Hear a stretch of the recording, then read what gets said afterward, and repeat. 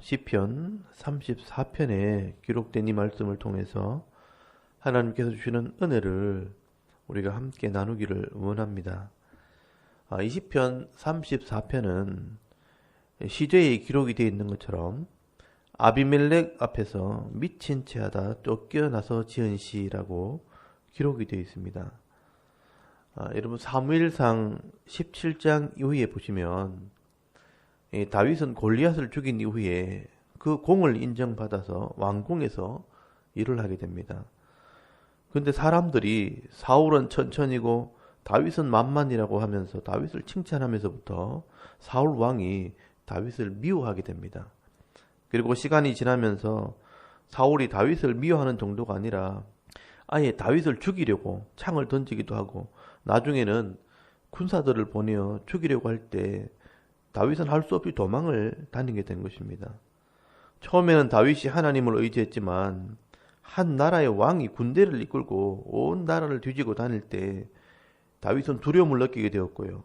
성경을 보시면 하나님께 물어보지도 않고 다윗은 블레셋 땅으로 도망을 가게 됩니다. 다윗은 지혜로운 사람이라 나름대로 머리를 쓴 것입니다. 이스라엘에 있는 것보다 비록 적의 나라지만 블레셋 땅으로 넘어가면 안전할 것이라고 생각을 한 것입니다. 근데 블레셋 사람들이 다윗이 골리앗을 죽인 사람이라는 것을 알게 되었고 다윗은 당시 왕이었던 아기스에게 잡히게 된 것입니다. 사울 왕을 피하면 될 줄 알았는데 이제는 적의 왕에게 붙잡혀서 죽게 생긴 겁니다. 그때 다윗은 부끄럽지만 수염에 침을 흘리면서 미친 척하는 연기를 해서 겨우 목숨을 건지게 되었고 블레셋 땅에서 쫓겨나게 됩니다. 아마 다윗은 이때 많은 생각을 했을 겁니다. 하나님을 믿는다고 하면서 자기 꾀에 빠져서 세상을 의지하려고 하다가 결국은 부끄러움을 당하게 되었구나.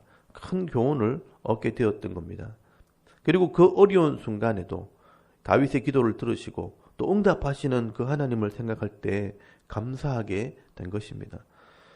그러므로 오늘 이 시편 34편은 다윗의 이런 체험을 통해서 깨달은 것을 노래하고요.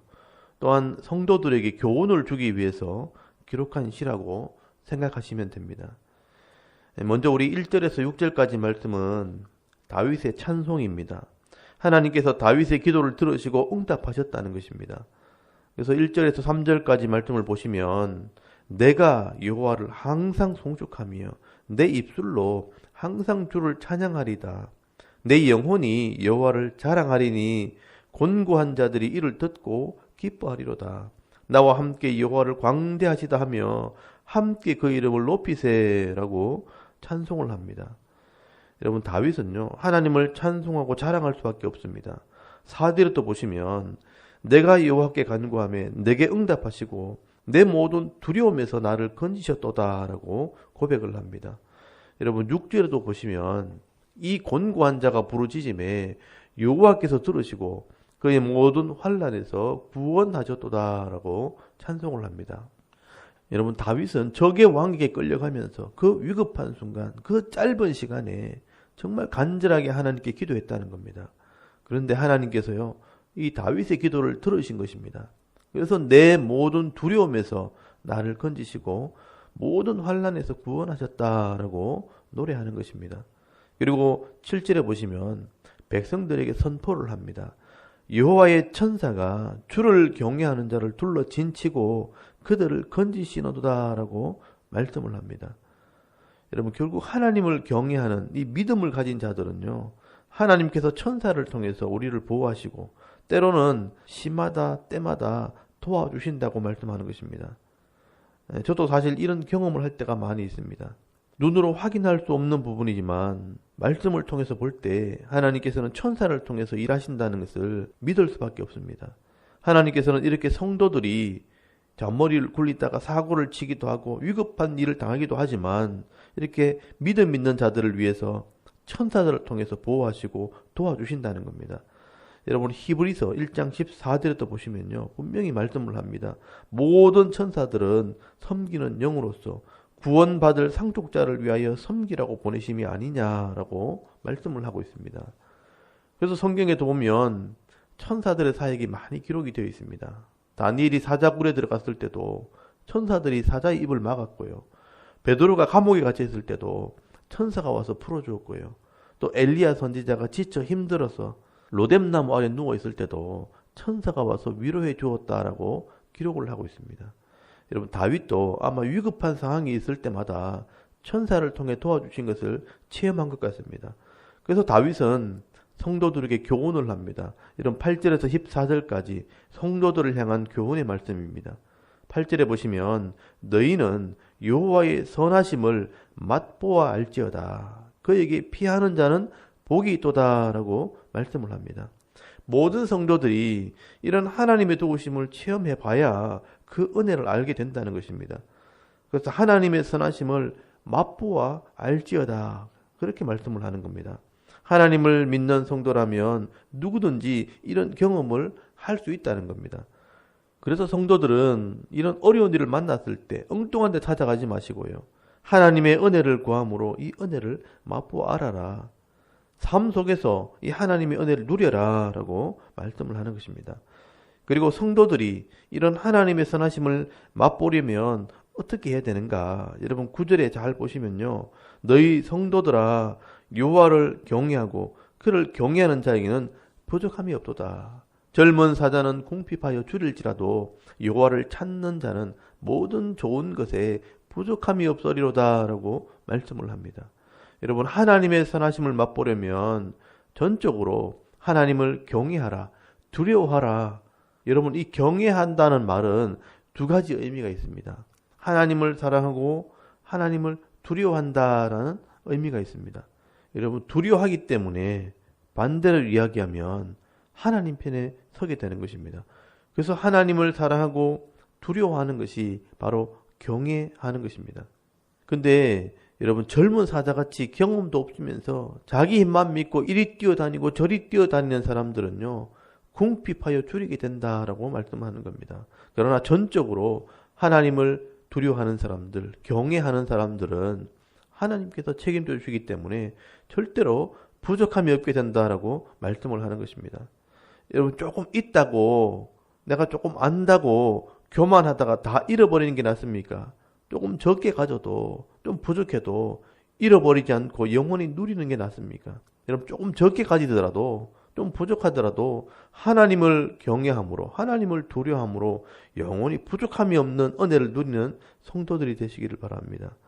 그리고 여러분 11절에 자녀들에게 교훈을 하게 됩니다. 너희 자녀들아 와서 내 말을 들으라. 내가 여호와를 경외하는 법을 너희에게 가르치리로다 라고 말씀을 합니다.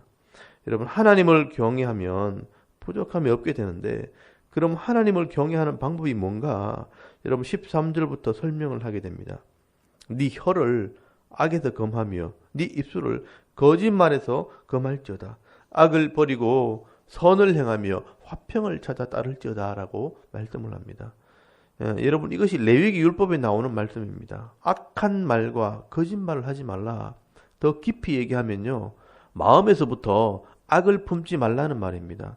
그리고 이 악을 버리고 선을 행하며 화평을 이루도록 하라. 이런 하나님 말씀을 따라 순종하라는 것입니다. 그래서 우리가 하나님 말씀을 잘 배워야 되는 것입니다. 성경에는 이것보다 더 구체적이고 또 더 자세하게 설명을 해놓았습니다. 여러분 이런 말씀들을 잘 배워서 순종하는 것이 결국 하나님을 경외하는 방법입니다. 그래서 바울은요 제자들에게 너는 읽는 것과 권하는 것과 가르치는 일에 전념하라. 이 일을 행함으로 네 자신과 네게 듣는 자를 구원하리라 라고 말씀을 하고 있는 것입니다. 그리고 여러분 15절에서 20절까지 이 다윗은요 하나님께서 하나님을 경외하는 자들에게 어떻게 대우하시는지 어떤 복을 주시는지를 설명을 하고 있습니다. 여러분 15절에 잘 보시면요 여호와의 눈은 의인을 향하시고요 그의 귀는 성도들의 기도를 들으시고 또 16절에는 여호와의 얼굴은 악을 행하는 자를 향해 심판하시고요 17절에 의인이 부르짖을 때 들으시고 환난에서 건져주신다라고 말씀을 합니다. 여러분 18절에 여호와는 마음이 상한 자를 가까이 하시고요 충심으로 통회하는 자를 구원하신다라고 말씀을 합니다.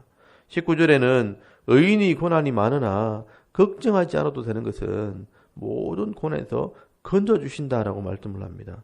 또 20절에 의인의 모든 뼈를 보호하시고 하나도 꺾지 않으신다라고 말씀을 합니다. 여러분, 이 말씀이 예수님께서 십자가에 죽으셨을 때 뼈를 꺾지 않는 것으로 이루어지게 되는 것입니다. 여러분, 이렇게 하나님께서는요, 하나님을 경외하는 자에게 은혜를 베풀어 주십니다. 하나님의 눈과 귀와 손이 의인들을 보호하신다는 것입니다. 그래서 결론적으로 여러분 21절 22절에 다윗이 선포를 합니다. 악이 악인을 죽일 것과 의인을 미워하는 자는 벌을 받으리로다. 여호와께서 그의 종들의 영혼을 속량하시나니 그에게 피하는 자는 다 벌을 받지 아니하리로다라고 말씀을 합니다.